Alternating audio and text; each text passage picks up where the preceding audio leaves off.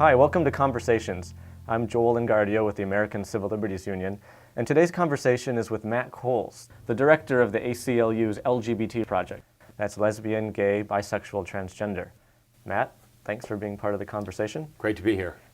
And some say that your legacy here at the ACLU is how you figured out a way to combine the power of persuasion, public education, the press, with the litigation. Well, with, I'm not with dead the organizing. yet, so You're I not, don't you're have not a dead legacy yet. But, but it's a legacy you've started. maybe this is what they should put on my tombstone. That changing the way people think is as important as changing the law. You don't change society, not in a broad, diverse democratic republic, unless you can convince people to accept it. To me, that involved thinking creatively about methods of communication, to stop just thinking about press releases. You have to begin thinking creatively. How do you go about telling a story? And I think lawyers are unfortunately usually very bad storytellers.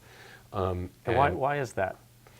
Because I think lawyers' job is to focus on the law and to focus on abstract principles. And I don't think abstract principles move people. But the way you get to people is with people.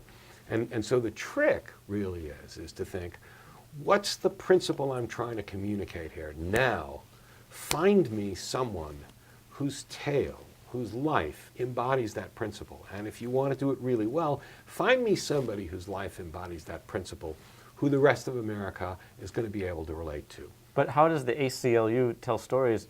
If you say lawyers are lousy storytellers and we're a house full of lawyers, how do we do that? God, my colleagues are going to kill me. I don't think lawyers are trained storytellers. I think anybody can be a good storyteller we're just not trained to be in law school. And I think actually many of my colleagues are marvelous at it and getting better all the time. But in the end, it's not the lawyers you want telling the story at all, I think. I think you want, the lawyers should be the enablers, but that what they should be enabling is they should be enabling people whose lives embody the principles to tell the story. But this isn't totally new. I mean, in a way, couldn't you say this is like the Finding Rosa Parks? I mean, other groups employed these methods. You know, she wasn't the first who wouldn't go to the back of the bus. Absolutely. She had the great story. Joel, I've never had an original thought in my life.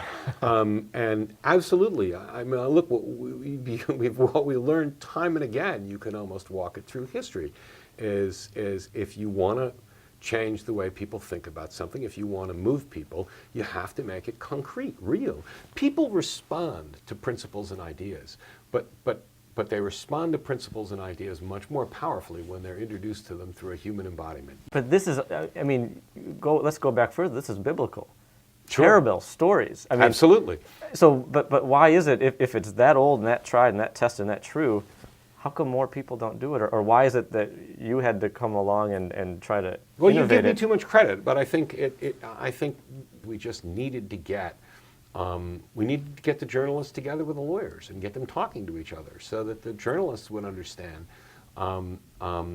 what the principles were and how they worked, and so that the lawyers would understand how to really embody them. So it's really, you're right. It's a marriage of two old things, and there's nothing unique or particularly clever about it, but its embodiment at this stage works. Matt Coles, it's been great talking with you. Same here. Thanks for being part of Conversations. It's a pleasure. Take care. Thanks, Joel.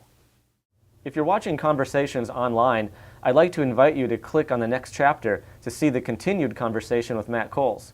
For the ACLU, I'm Joel Engardio.